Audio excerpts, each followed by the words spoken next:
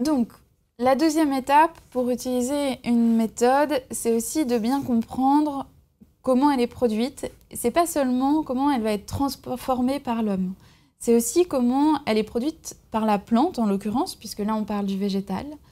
Et pour la gémothérapie, on va utiliser certaines parties précises de l'arbre ou des arbustes. Donc, précisément, on utilise principalement les bourgeons. Les jeunes pousses aussi sont utilisées. On peut rencontrer des macérats aussi de jeunes écorces et de radicelles, même si c'est un petit peu moins fréquent. Pour les bourgeons, ce sont simplement les bourgeons apicaux qui sont utilisés. Donc, les bourgeons apicaux, vous le voyez sur le schéma, ce sont ceux qui sont à l'extrémité de chaque branche.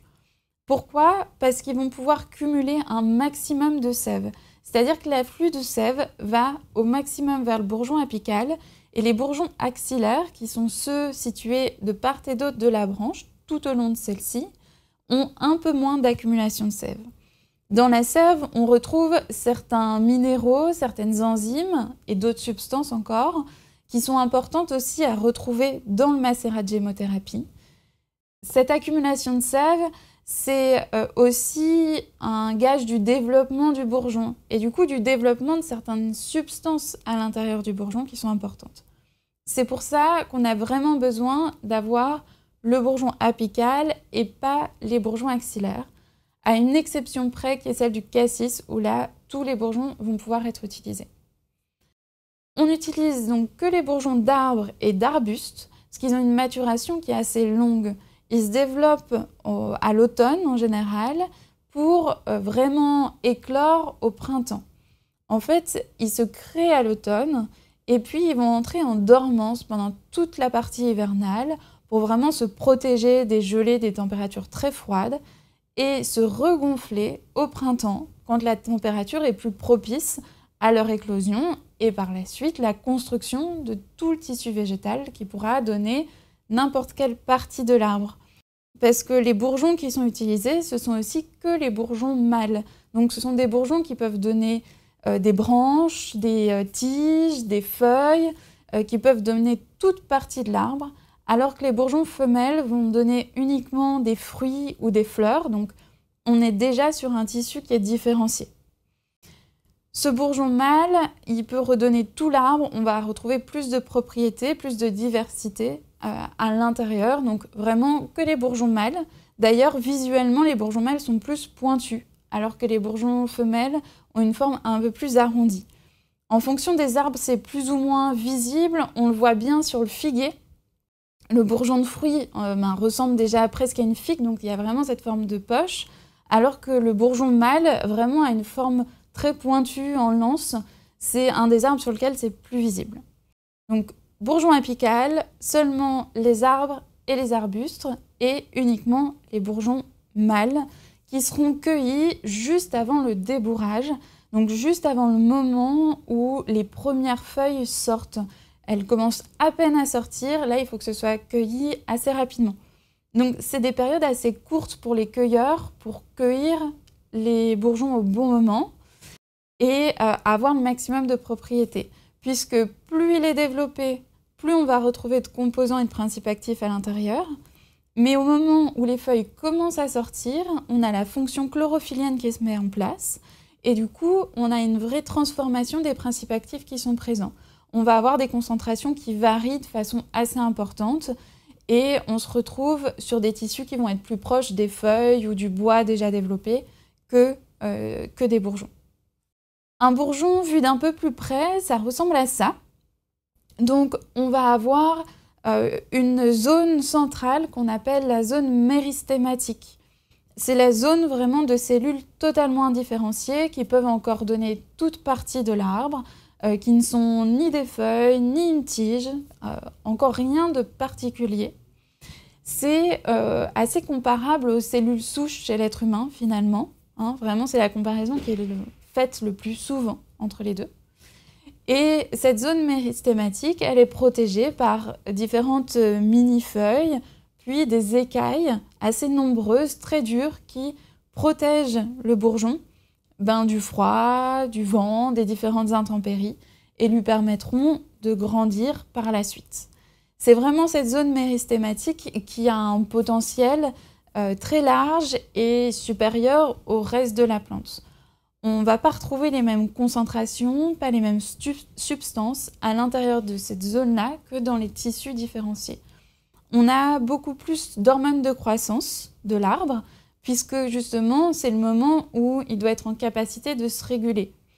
C'est-à-dire qu'on a à la fois la psycine qui est en capacité de freiner la croissance du bourgeon pendant l'hiver, et en même temps, d'autres hormones de croissance végétale, les auxines, gibérellines, qui lui permettent là d'avoir vraiment une croissance assez exponentielle au moment où il faut créer beaucoup de tissus d'un coup. Ces hormones de croissance, déjà, on peut commencer à intuitionner qu'elles vont avoir un potentiel de régulation sur l'être humain. Et c'est vrai que c'est ce qui a été beaucoup montré par les travaux des docteurs Paul-Henry, Max Seto et successeurs. On trouve aussi beaucoup d'acides aminés, d'acides nucléiques. Donc il y a un vrai potentiel de construction dans ces bourgeons. C'est aussi à ça qu'ils servent vraiment pour l'arbre. Et puis on va trouver beaucoup de polyphénols, de flavonoïdes dans le bourgeon. Au niveau des acides aminés, par exemple, il y a une vraie différence entre les concentrations dans le bourgeon ou dans une feuille qui est développée par la suite. Donc le bourgeon a un potentiel assez important. D'ailleurs, très souvent, l'image globale qu'on donne de la gémothérapie, c'est qu'on va retrouver toutes les propriétés des différents tissus de l'arbre. Alors ça demande un peu de précision, hein, c'est une grande généralité, mais on n'est pas si loin. Et c'est vrai que quand on prend l'exemple du tilleul, les bractées de tilleul, elles ont un effet calmant, apaisant. L'aubier de tilleul, on l'utilise, lui, comme drainant assez doux, comme diurétique, pendant les cures de détox notamment. Et le macérat de bourgeon de tilleul, il a un effet très calmant, sédatif, et en même temps, c'est un diurétique assez doux, drainant assez doux. On retrouve aussi un potentiel d'action qui est supérieur aux parties de la plante, notamment dans le romarin. Les jeunes pousses de romarin ont une action hépatique plus importante que la plante développée entière de romarin. Donc le docteur Paul-Henry disait « La phytothérapie qui ne devient pas phytembryothérapie perd le génie vital du végétal pour n'employer que ses élaborations secondaires à des fins non plus organiques et cellulaires, mais uniquement fonctionnelles et métaboliques. » C'est une phrase qui a toute son importance, qui fait vraiment une synthèse de la pensée du docteur Paul-Henry, où on a toute sa vision, à la fois de la partie plus biologique et aussi sa vision du végétal. Donc, la phytothérapie qui ne devient pas phytembryothérapie, il veut dire par là qu'il n'utilise pas les tissus embryonnaires de la plante, donc les bourgeons, les jeunes pousses, radicelles ou jeunes écorces, perd le génie vital du végétal pour n'employer finalement que des élaborations secondaires, donc des tissus développés et différenciés. Plutôt qu'utiliser un tissu indifférencié qui a un potentiel de régénération et de régulation important, on va utiliser une feuille déjà développée, l'écorce, la fleur aussi, qui du coup, au niveau de l'action, a vraiment des fins qui sont fonctionnelles et métaboliques, donc c'est-à-dire de tonifier une fonction, ce qui a un effet à un peu plus court terme qu'un effet plus de régénération organique et cellulaire. On a vraiment la vision de l'intérêt de la gémothérapie sur le bien-être de l'organisme humain. Donc, dans cette partie-là du végétal, quelles grandes actions on va pouvoir retrouver? Les grands domaines, ça va être la régénération. Vous l'avez compris, le bourgeon est capable de créer beaucoup de tissus à partir d'une toute petite zone. Il y a beaucoup d'acides aminés, les hormones de croissance qui vont stimuler la construction. Et donc, on retrouve aussi dans les propriétés des macérats de gémothérapie un grand potentiel de régénération de certains tissus. On arrive à revenir de tissus un peu plus abîmés que ce qu'on pourrait faire hors gémothérapie. Même si, bien sûr, il y a des situations où on ne pourra pas revenir en arrière. Un grand potentiel de régulation Et très souvent, on a des propriétés qui sont ambivalentes, c'est-à-dire pour le framboisier, par exemple, un macérat qui a un potentiel de régulation hormonale. Pour l'aubépine, un macérat qui va être fonctionnel autant dans l'hypotension que dans l'hypertension. Le figuier, qui est utile autant dans l'hyperchloridrie que dans l'hypochloridrie. Et donc des macérats qui arrivent à réguler le fonctionnement des organes et pas à tonifier ou simplement apaiser une fonction.